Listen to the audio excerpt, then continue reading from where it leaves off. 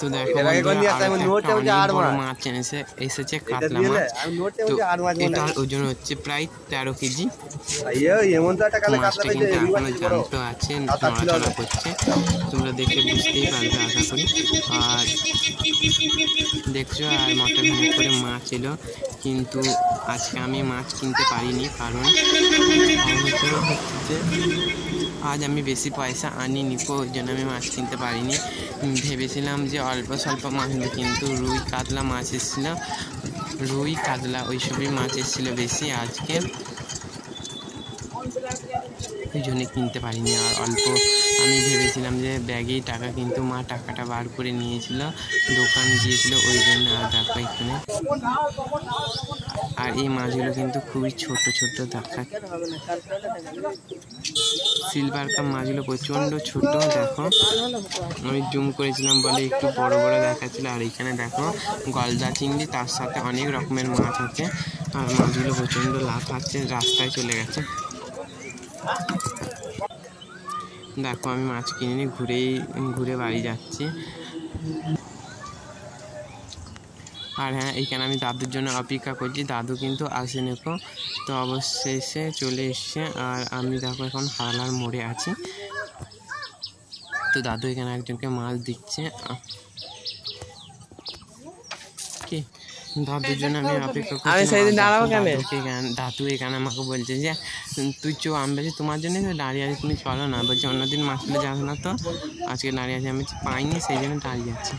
তো দাদু silver cup মাছ নিয়েছিল, তো মাছগুলো একটু নরম হয়ে গেছিলো পেটগুলো, ওই যে কারণে আমি মাছ নিই, কারণ মাছটা যদি ঘাটা হয়ে যায়, গলে যায়, পেটগুলো গলেই গেছে, আরও বেশি গলে যাবে যদি আরও বিক্রি হয়নি, আরও 4-5টা পাড়া ঘুরতে গিয়ে আরও গলে যাবে বেশি করে, ওই জন্য আমি ওইভাবে নিলাম না মাছটা।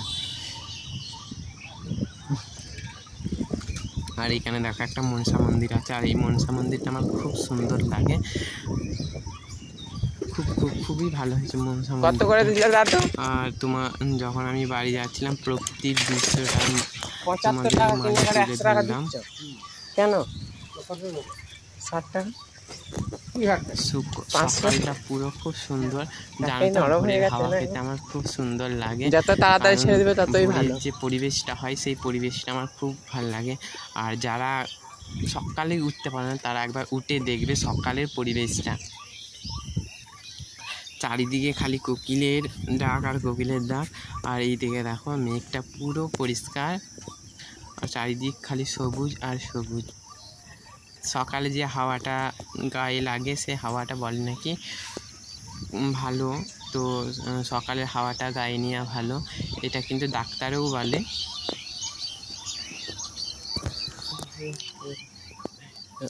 তো এটা কি গাছ কেউ কি জানো? যদি কেউ জেনে থাকে অবশ্যই কমেন্ট করে জানাবে। আর আমার চ্যানেলে যদি নতুন হয়ে থাকে অবশ্যই চ্যানেলটা সাবস্ক্রাইব করে দিবে। আর পুরো ভিডিওটা দেখার জন্য অসংখ্য ধন্যবাদ। সবাই কিন্তু পুরো ভিডিওটা দেখবে। আর এই দেখে দেখো রাস্তার ধারে ধারে অনেক কলা গাছ আছে, আর অনেক কলাও ধরেছে গাছগুলোর মধ্যে। এই বাড়িটায় অনুষ্ঠান হচ্ছে। আমি টুকটুক করে এগিয়ে যাচ্ছি আমার সাইকেলটা নিয়ে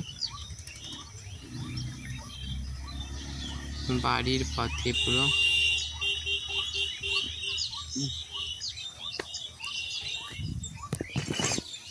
তো দেখো বাড়িটা পুরো কমপ্লিট, তো কালকে অনুষ্ঠান হবে বাড়িটাই।